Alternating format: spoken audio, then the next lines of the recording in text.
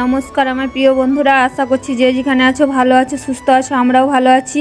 তো পৌলমী ব্লগে তোমাদেরকে জানাই অনেক অনেক শুভেচ্ছা ও ভালোবাসা। তো আজকে আমার মেয়ের জন্মদিন। আমি সকাল সকাল চান করে চলে এসেছি। আমার মেয়ে আমাকে বলেছে 3টে জিনিস করে দিবা, ফ্রাইড রাইস, ফুচকা আর মিষ্টি দই। তো দেখো আমি এখন সবজিগুলো সব কেটে নিচ্ছি। আলু, বেগুন, পটল এগুলো সব ভাজা করে দেবো। তারপর আমি আমার ছেলেকে দেখো চান করিয়ে রেডি করিয়ে দিলাম। এবার আমি রান্না বসাবো। তো দেখো আমি সমস্ত সব রান্না আগেই করে নিয়েছি। এখন আমি ফ্রাইড রাইসটা করে নেব। তো ফ্রাইড রাইসের জন্য দেখো আমি সব কিছু ভাজাভাজি করে নিচ্ছি। তো জন্মদিনটা অন্যবারে বড় করেই করি, তো এই বছর আমার ছোট ছেলে, তাই বলছি অতটা বড় করব না, ছোটোর মধ্যেই করে দেবো।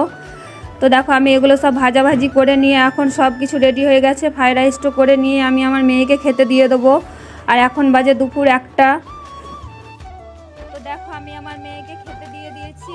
এখানে আমি করেছি ফ্রাইড রাইস, সালাড, আলু ভাজা, বেগুন ভাজা, পটল ভাজা, শাক ভাজা, ডাল, মাছ, পাঁপড় ভাজা, দই, মিষ্টি এগুলোই। তো আমার মেয়ে দেখো খেতে বসে গেছে।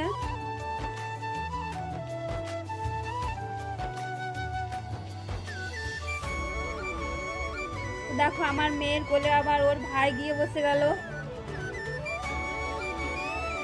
তো আমার মেয়ে দই খাবো বলেছে, আমি এখন দই করে দেবো। দইয়ের জন্য আমি চিনিটা লাল করে ভেজে নেবো আগে। লাল দই করে দেবো। তো দেখো এতে আমি বিস্কুটের গুঁড়ি দিয়ে দেবো।